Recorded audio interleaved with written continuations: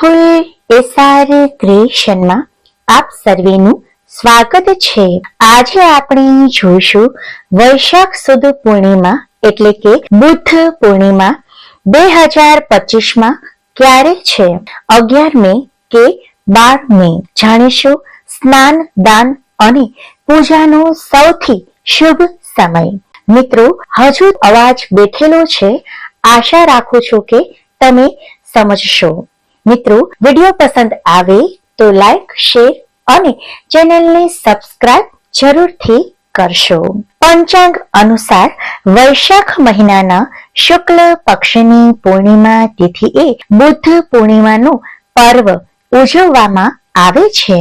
આ દિવસે ભગવાન બુદ્ધનો જન્મ થયો હતો, તેથી જ બુદ્ધ પૂર્ણિમા તરીકે ઓળખાય છે। ગૌતમ બુદ્ધનો જન્મ નેપાળના લુંબિનીમાં થયો હતો। ભગવાન ગૌતમ બુદ્ધે સારનાથમાં શિક્ષણ મેળવ્યું હતું। આ દિવસે ભગવાન બુદ્ધે મોક્ષ મેળવ્યો હતો। ભગવાન બુદ્ધને પીપળાના ઝાડ નીચે જ્ઞાન પ્રાપ્ત થયું હતું। કુશીનગરમાં ઘણા લોકો ગૌતમ બુદ્ધને ભગવાન વિષ્ણુનો 9મો અવતાર માને છે, તો કેટલાક લોકો ભગવાન કૃષ્ણનો 8મો અવતાર માને છે। વૈશાખ મહિનો એટલે ભગવાન વિષ્ણુનો મહિનો। મિત્રો, આ દિવસે જો શક્ય હોય તો વિષ્ણુ સહસ્ત્રનો પાઠ કરવો જોઈએ અને ભગવાન સત્યનારાયણની કથાનો પાઠ પણ કરી શકાય છે। આ દિવસે સવારે વહેલા ઉઠી સ્નાનાદિ કર્મથી પરવારીને ભગવાન સૂર્યનારાયણને અર્ઘ્ય અર્પણ કરવું, મંદિરમાં રહેલ દેવી દેવતાની પૂજા કરવી જોઈએ।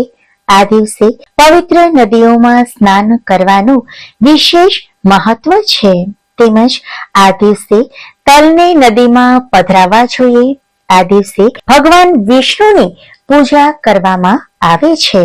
પીપળાના ઝાડને પાણી અવશ્ય અર્પણ કરવું જોઈએ। આ વખતે વૈશાખ મહિનાની પૂર્ણિમા એટલે કે બુદ્ધ પૂર્ણિમા તિથિ 11 તારીખની રવિવારના રોજ રાત્રે 8 કલાકને 1 મિનિટે શરૂ થશે અને 12 મે સોમવારના રોજ રાત્રિના 10 કલાકને 25 મિનિટે પૂર્ણ થશે।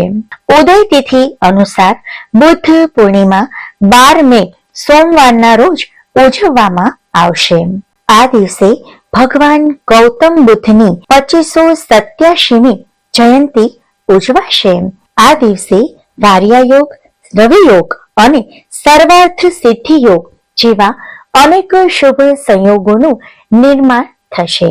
આ દિવસને શાસ્ત્રોમાં ખૂબ જ શુભ માનવામાં આવે છે। વૈશાખ પૂર્ણિમા ભગવાન બુદ્ધના જીવનમાં 3 મહત્વની બાબતો સાથે સંકળાયેલી જોવા મળે છે।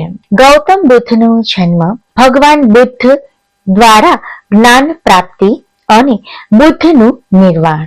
બુદ્ધ પૂર્ણિમાના દિવસે વિશ્વભરના બૌદ્ધ મઠોમાં ભગવાન બુદ્ધના ઉપદેશો સાંભળવામાં આવે છે। આ દિવસે ગંગા સ્નાન, દાન, ધ્યાન વગેરે કરવામાં આવે છે। આ દિવસે ગરીબોને અન્નદાન કરવું જોઈએ, વસ્ત્રદાન કરવું જોઈએ તથા યથાશક્તિ દક્ષિણા આપવી જોઈએ। મિત્રો, વિડીયો પસંદ આવે તો લાઈક, શેર અને ચેનલને સબસ્ક્રાઇબ જરૂરથી કરશો। આભાર।